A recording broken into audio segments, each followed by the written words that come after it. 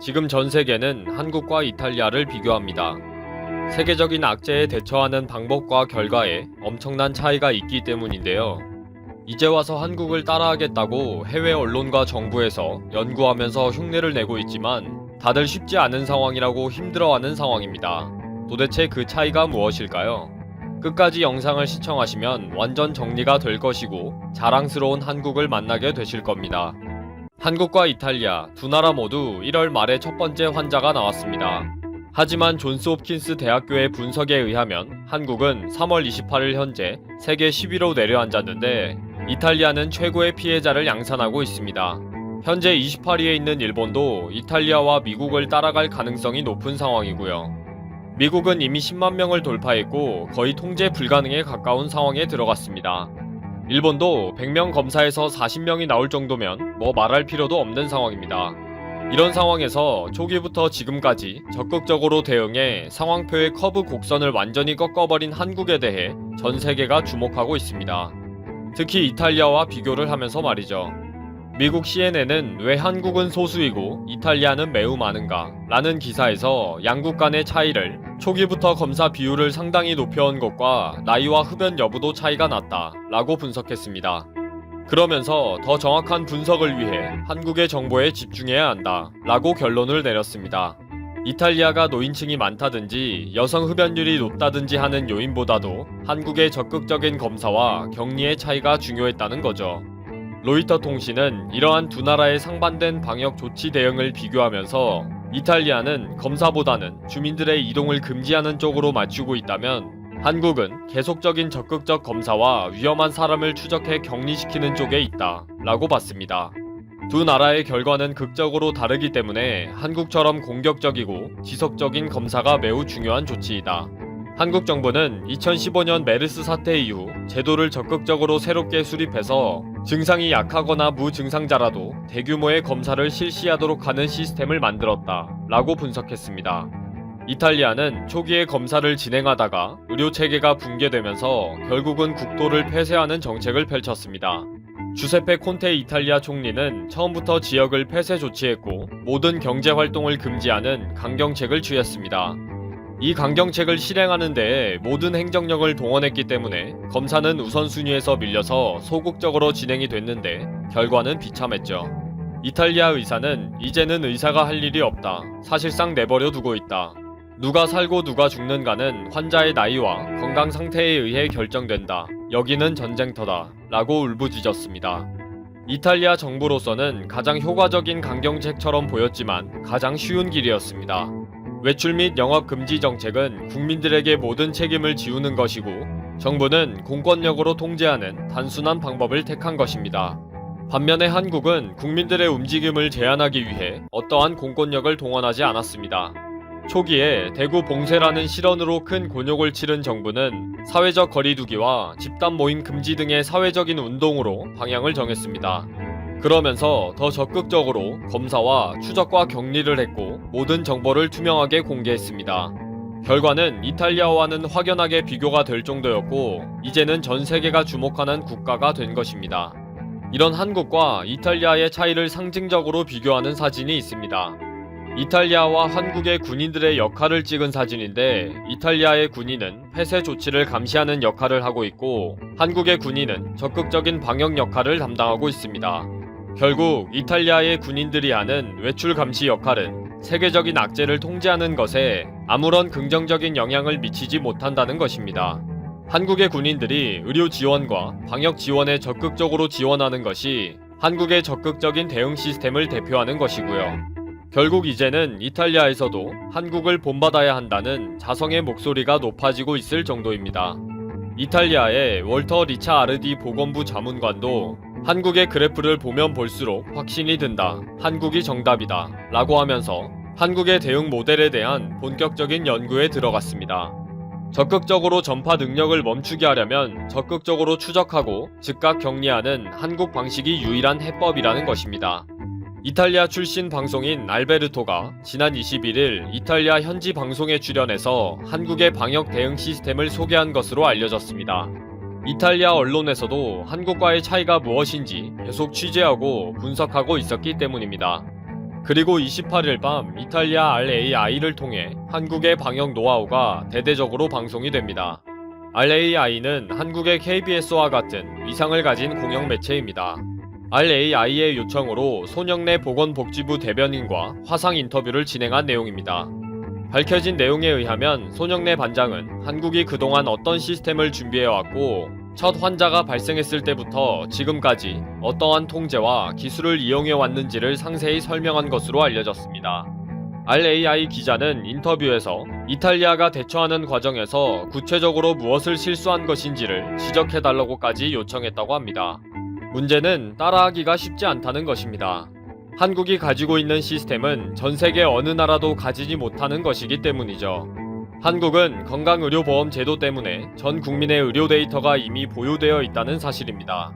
한국의 국민건강보험 제도는 전 세계에서 독보적인 보편적 복지 정책으로 자리 잡은 지가 이미 오래전이기 때문에 기저질환자의 진료 정보뿐 아니라 무증상자일지라도 진단 예측의 중요한 정보를 이미 가지고 있습니다. 미국 등 많은 나라는 이러한 의료보험 체계가 없기 때문에 전적으로 국민들의 자발적인 협조와 공권력에 의지해야 하는데 이것이 쉽지 않다는 거죠. 그리고 또 다른 이유는 스마트폰 보급이 거의 100%에 이를 정도이기에 위치 추적이 확실하다는 것입니다. 지금은 개인정보 유출에 의한 인식으로 조심스럽게 진행이 되지만 이번에 문제가 된 종교 집단 경우에는 명단만 확보되면 집단 활동과 이동 경로 등이 바로 추적이 되는 상황입니다. 또 신용카드 보급률도 마찬가지입니다. 전파 능력을 가진 환자가 발생하면 신용카드 사용 기록을 파악해서 사용처를 즉시 방역할 수 있는 시스템이 가능하다는 것입니다. 일본은 신용카드를 사용하지 않고 현금을 넣고 다니기 때문에 위치 추적이 사실상 어렵습니다. 일본이 전파자가 사용한 점포와 지역에 대한 선제적인 방역이 거의 불가능하다고 보는 이유입니다. 그리고 CCTV의 설치 수도 중요한 요인입니다. 물론 가장 중요한 것은 국민들의 적극적인 협조와 일치 단결하는 국민성입니다. 한국 국민들이 사재기를 하지 않는 것에 대해 해외에서 크게 놀라는 것도 같은 이유인데 국민들이 침착하게 국가 정책에 협조를 하고 있다는 거죠. 한국 국민들이 일본, 호주, 영국 등 외국은 왜 그렇게 화장지를 사재기를 하는 것일까? 라고 놀랄 정도로 다른 나라들은 사회적인 동요와 혼란이 상당히 크기 때문에 통제에 큰 어려움이 있습니다. 지금 와서 까놓고 얘기하면 일본이나 미국 등 선진국이라는 나라에서 지금 각 병원에서 도난사고가 많이 일어나고 사재기를 하느라고 마트에서 밀치고 다투는 것을 보면 이해가 안 되기도 하지 않습니까? 아무튼 한국만이 가지고 있는 이런 종합적인 시스템과 국민성 등 모든 것이 갖춰져야 적극적인 검사와 추적, 사회적 거리두기가 동시에 이루어질 수 있다는 사실입니다. 그리고 한국의 진단키트 생산 시스템도 중요합니다. 한국에는 이런 세계적인 악재가 긴급하게 발생한 위기 상황에는 정부가 대신 책임져주고 승인해주는 긴급 사용 승인 제도가 있습니다. 아직 허가받지 못한 진단 제품을 식품의약품안전처장이 승인해 한시적으로 제조 판매 사용을 허가해주는 제도입니다. 2015년 메르스 사태를 겪은 한국 정부가 2017년에 도입한 제도입니다. 그러다 보니 초기에 한국의 4개 기업이 승인을 받았고 현재는 일주일에 14만 개의 진단키트를 생산 가능하게 되었습니다. 오늘까지 해외 117개국에서 한국의 진단키트에 대한 요청이 들어온 걸 보면 대단한 일이죠. 이미 아랍에미리트의 진단키트 5만 1000개를 긴급 수출했고 북대서양 조약기구의 수송기도 인천공항에 도착한 것이 알려지기도 했습니다. 최근에 미국 의원이 한국의 검사 진단키트는 부적절하다 라는 의견을 말한 것으로 알려졌지만 잘못된 보도인 것으로 정정이 된 사례도 있습니다. 또 중국의 진단키트가 스페인과 체코에서 80%가 불량이라는 소식도 알려졌고요. 종합적으로 한국이 가지고 있는 시스템과 국민성은 한국만이 가지고 있다는 결론이 나옵니다. 이런 상황이니 뱁새가 황새를 못 따라가듯이 한국을 따라하기가 쉽지 않다는 말이 절로 나오고 있는 것입니다. 그리고 한국은 초기부터 검사를 확대하고 즉각 격리하는 조치를 취했기 때문에 기선을 제대로 제압했다는 사실도 매우 중요하다는 것입니다. 미국과 일본은 그동안 초기 대응에 실패했고 그동안 무수히 많은 복균자들이 여기저기 다 전파를 하도록 내버려뒀다는 지적을 받고 있습니다. 미국도 지금 이런 상황에 처해 있어서 트럼프가 욕먹는 중이고 일본도 이제 줄줄이 그런 상황에 처할 것이 뻔하다는 거죠. 미국이나 일본이 이제 와서 마스크 등 의료 장비가 부족해서 아우성이고 이제 겨우 검사를 확대하는 초기이기 때문에 갈수록 태산이 될 것이 분명합니다. 일본은 겉으로는 온갖 큰 소리를 다치면서 뒤로는 한국에게 방역 정보와 대응 시스템에 대한 협조 요청을 이미 외교 라인에서 하고 있는 실정입니다. 결론적으로 이제 전 세계는 한국의 대응 시스템에 집중하고 있습니다. 결국 미국 공중보건서비스단 제롬 애덤스 단장이 한 말처럼 미국이 한국의 방향으로 갈 것인가, 이탈리아의 방향으로 갈 것인가, 불행하게도 우리는 이탈리아가 될 가능성이 높다 라고 경고하면서 지금이라도 한국처럼 적극적인 검사와 사회적 거리두기를 실천을 한다면 한국이 될 희망도 있다 라고 이야기했습니다. 전 세계의 희망이 되고 있는 한국이 자랑스럽고 국민들이 자랑스럽습니다. 미국이 한국에 도움을 요청했다는 엄청난 사실이 미국 주요 언론들을 통해 보도되었다는 소식과 함께 미국의 유명 방송 진행자인 하워드 스톤이 미국을 한국처럼 위대하게 만들어야 한다고 주장해 미국에서 상당히 화제가 되었다고 합니다. 어떠한 소식인지 확인해 보도록 하겠습니다. 한국은 1950년대까지만 해도 미국에서 원조를 받는 최빈국 중의 하나였습니다. 일제강점기와 6.25 전쟁을 거치면서 한국은 말 그대로 아무것도 남은 것이 없는 황무지 그 자체였습니다. 하지만 한국인만의 특유한 성실함과 열정, 그리고 빨리빨리 유전자 덕분에 한국은 겨우 몇십 년 만에 북미와 유럽들이 수백 년간 이루고 한 것들을 단번에 따라잡는 괄목한 성장을 이루었습니다. 전 세계인들은 한국의 믿을 수 없는 업적에 한강의 기적이라며 한껏 지켜 세웠습니다. 그러나 그때까지만 해도 북미와 유럽에 비해 손색이 있었던 것은 사실이었습니다. 그런데 이번 한국의 뛰어난 대처를 계기로 전 세계인들이 한국을 바라보는 시선이 더욱 달라지게 된 것 같습니다. 우리가 선진국이라고 알고 있었던 북미와 유럽들도 해내지 못한 일을 전 세계에서 한국만 유일하게 극복했기 때문입니다. 현재 한국은 한정자 추세가 급격히 감소해 위기가 상당히 많이 해소된 상태입니다. 물론 중국도 한국과 비슷한 곡선을 그리고 있다고 하지만 해외에서 바라보는 시선은 전혀 다릅니다. 중국은 강제적으로 통제하는 방식을 선택했을 뿐만 아니라 불투명한 정보 공개 때문에 중국이 제공한 데이터를 신뢰하기 어려운 측면이 많았습니다.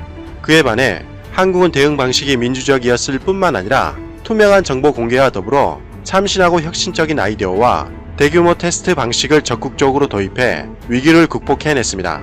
그리고 이제는 미국에서 원조를 받던 한국이 미국에 도움을 주는 상황까지 발생했다고 합니다. CNBC와 CNN 등 미국 주요 언론들은 대대적으로 트럼프 대통령이 한국에 도움을 요청했다는 기사를 게시했습니다. CNBC에 따르면 두 정상 간 통화를 했는데 트럼프 대통령이 문재인 대통령에게 현재 상황을 대처하기 위한 관련 장비를 요청했다고 보도했습니다. 두 정상은 전화통화에서 문재인 대통령은 미국에 가능한 최대한 자원을 지원할 것이라고 말했다고 했습니다. 그러나 여전히 남은 문제가 있었습니다. 아무리 한국이 관련 장비를 지원해 준다고 해도 미국 FTA는 통과하기 매우 어렵고 비용이 많이 들며 굉장한 시간이 소요된다는 단점이 있었습니다. 그러한 점에 대해서 문재인 대통령은 한국이 미국에 관련 장비를 지원하려면 미국 FTA 승인을 받아야 가능한 일이라고 말하자마자 트럼프 대통령은 오늘 안으로 미국 FTA 승인을 받을 수 있게 하겠다고 화답했다고 합니다. 아직 트럼프 대통령이 구체적으로 어떠한 장비를 찾고 있는지는 알려지지 않았다고 기사에서는 밝히고 있습니다. 하지만 정은경 중앙대책본부장에 따르면 미국으로부터 요청받은 관련 장비는 테스트 키트라고 밝혔습니다. 정 본부장은 국내에서 매일 2만 건에 달하는 테스트가 진행되고 있다며 한국에 지장이 없는 생산 물량에 대해서 지원할 수 있다고 생각한다고 자신의 견해를 전달했습니다. 한편 CNBC에 따르면 한국은 신속하고 대규모 테스트를 할 수 있다는 점에서 효과적인 대응으로 세계적인 찬사를 받았다고 합니다. 백악관 역시 한국과 미국 두 정상이 23분 통화한 사실을 확인했습니다. 백악관에 따르면 오늘 트럼프 대통령은 한국 문재인 대통령과 위기 상황 대응을 위해 각국의 노력을 논의했다고 밝혔습니다. 이어 트럼프 대통령은 세계 지도자들과 함께 인명 구조와 더불어 경제 성장 회복을 위해 노력하겠다는 약속을 거듭 강조했다고 덧붙였습니다. CNN 역시 트럼프 대통령은 많은 일을 하고 있다고 주장하면서 조용히 한국에 도움을 요청했다는 기사를 게시했습니다. 한국에 대한 칭찬은 이뿐만이 아니었습니다.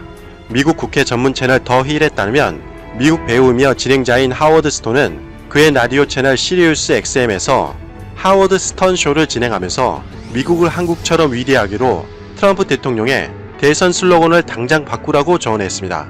이는 트럼프 대통령의 2016년 미국을 다시 위대하게와 2020년 대선 슬로건인 미국을 계속 위대하게를 패러디하며 현 미국의 상황을 비판함과 동시에 한국을 칭찬한 것으로 보입니다.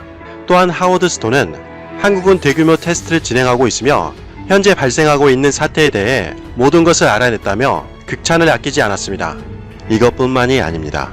최근에는 세계 각국에서 한국에 대한 지원 요청이 쇄도하고 있다는 소식이 들렸습니다.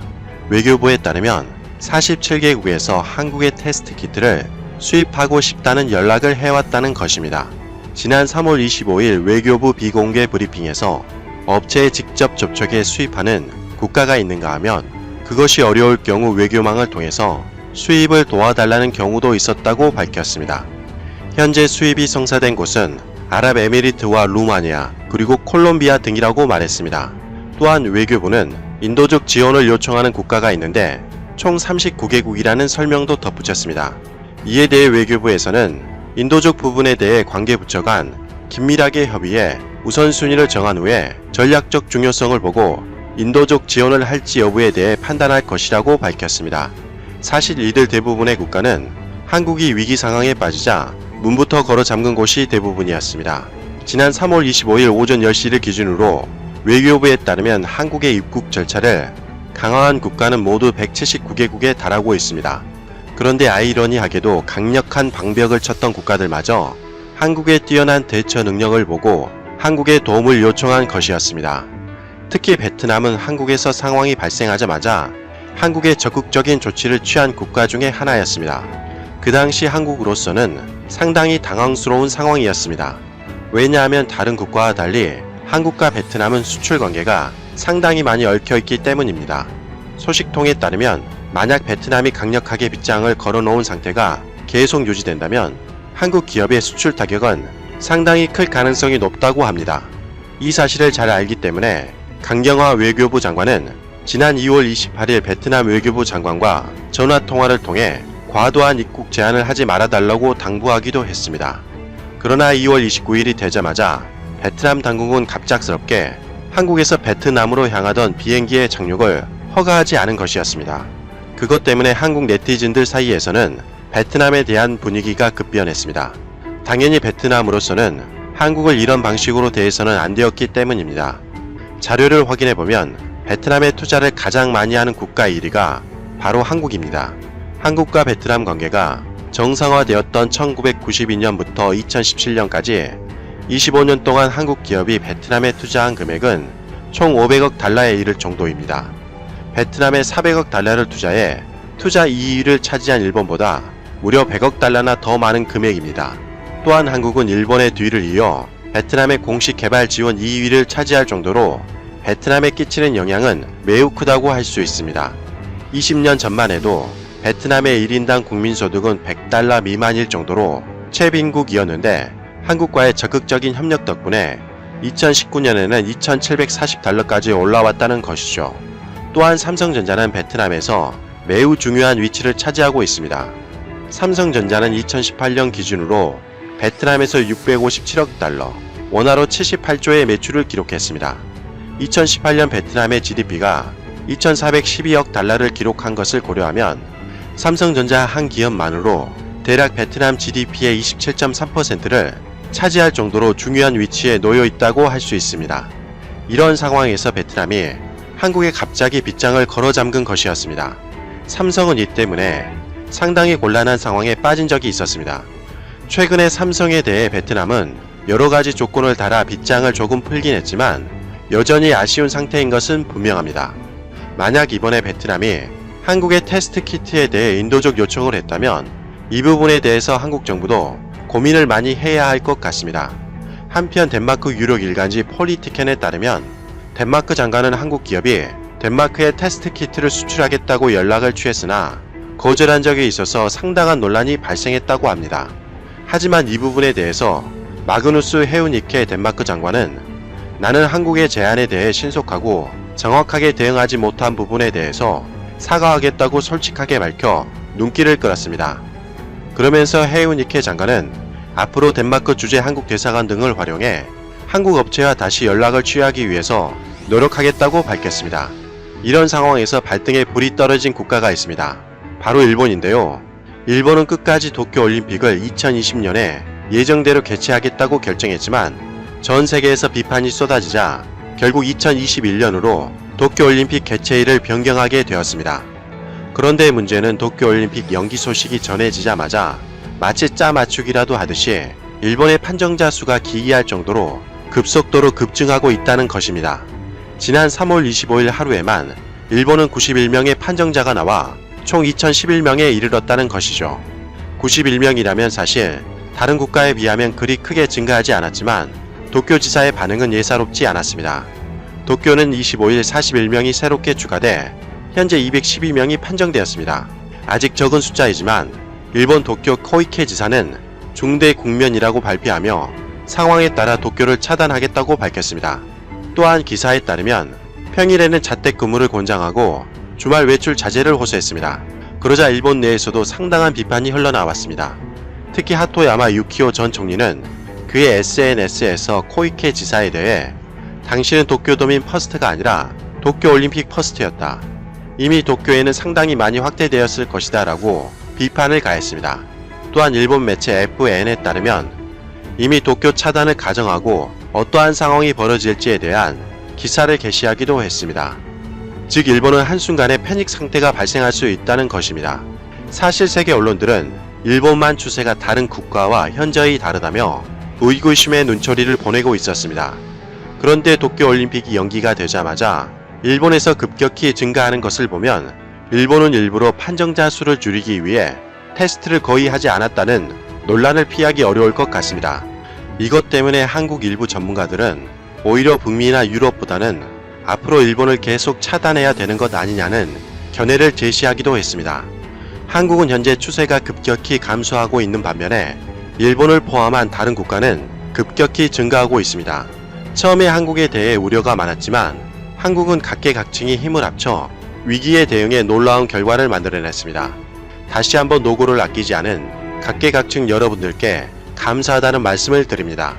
그리고 마지막으로 세계 최강국인 미국에서 한국을 이렇게나 극찬한 모습을 보고 정말 깜짝 놀랐습니다. 세계 역사의 한 획을 그을 정도로 한국이 대단한 일을 해낸 것 같습니다. 다시 하워드 스톤의 말을 되새김하며 이만 마치겠습니다. 미국을 한국처럼 위대하게. 이상 가치왕